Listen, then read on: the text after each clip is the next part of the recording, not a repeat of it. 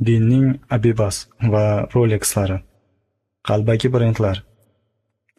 Bozorda ustiga Adidas o'rniga Abibas yoki qalbaki Rolex yozilgan, tashidan yaltiraydigan, lekin 2 kunda tikishi so'kilib, mexanizmi buziladigan arzon mollar bo'ladi-ku. Munofiqlar aynan mana shu dinning qalbaki brendlaridir. Ularning tashqi ko'rinishi ideal. Tasbehning uzunligi kamida quruvchining ruletkasidek keladi. Gapirganda har 2 so'zning birida inshaalloh, mashaalloh, doim sun'iy mo'ng va g'amginlik, go'yoki shubhasiz avliyo otinoyi. Lekin ular bilan bir biznes qilib ko'ringchi. Sheriklikda ulushingizni urib qoladi. Qarz olsa qaytarmaydi. Ish tushsa sizni sotadi. Bozorga kirib tarozidan uradigan ham, paxtaga suv qo'shib o'tkazadigan ham, o'zi ayolini uyda hayvondek kaltaklab, ko'chaga chiqqanda ayollarni hurmat qilaylik birodarlar deya ko'z yosh qiladiganlar ham aynan shulardir. Ular uchun din qalbni poklash vositasi emas, balki odamlarning ishonchiga kirib, ularni shilish uchun kiyiladigan niqobdir. Halol firibgarlik, gunohlarga yangi nom topish san'ati. Munofiqning eng zo'r talanti bu o'zining iflos ishlarini halollab olish qobiliyatidir. Ular hech qachon men o'g'riman yoki kazzobman demaydi. Ular shunchaki terminlarni, ya'ni so'zlarni almashtirib olishadi. Masalan, odamlarni shiladigan sudxo'rlik, ya'ni ribo.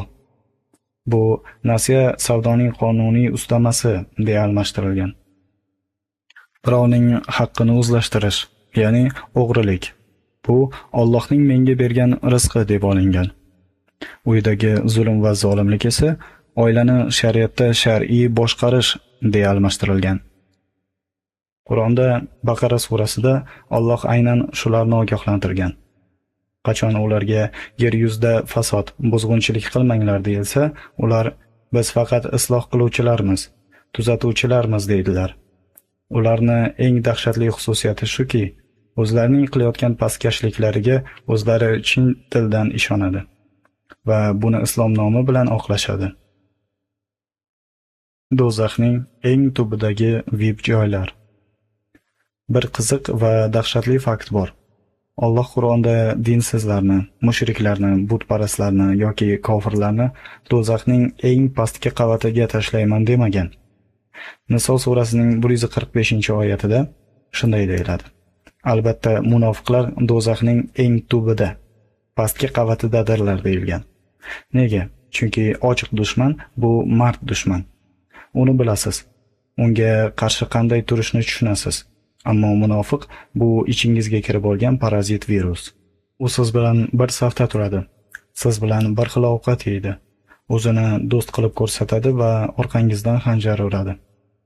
Islom dunyosini asrlar davomida tashqi dushmanlar emas, aynan ichkaridagi mana shu ikiyuzlamachi avliyolar, otinoylar, manfaatparastlar va soxta dindorlar parchalatib, xor qilib kelgan. Munofiqning niqobini yirtish. Agar hayotda tashidan o'zini farishta qilib ko'rsatib, amalda g'irromlik qiladigan, tilida oyat hadis bo'lib, amalida munofiq bo'lgan odamga duch kelsangiz, ko'ziga qarab turib shunday deng. Tasbehingizni uzunligi-yu sajdagohingizni kattaligini ko'rib musulmon degan edim. Lekin tarozingiz va va'dangizni ko'rib, iblisning o'zi sizdan dars olish kerakligini tushundim. Siz dinni qalbingizga emas, faqat vitrinangizga qo'yib olibsiz. Qur'onda Alloh odamlarning ichida husumatchi, buzg'unchi munofiq bo'lganlari bor.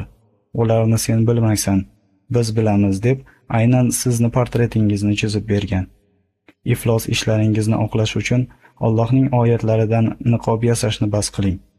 Boshqalarni aldashingiz mumkin, lekin buzuq mexanizmli qalbaki soatingiz bilan hech qachon oxirat bojxonasidan o'ta olmaysiz.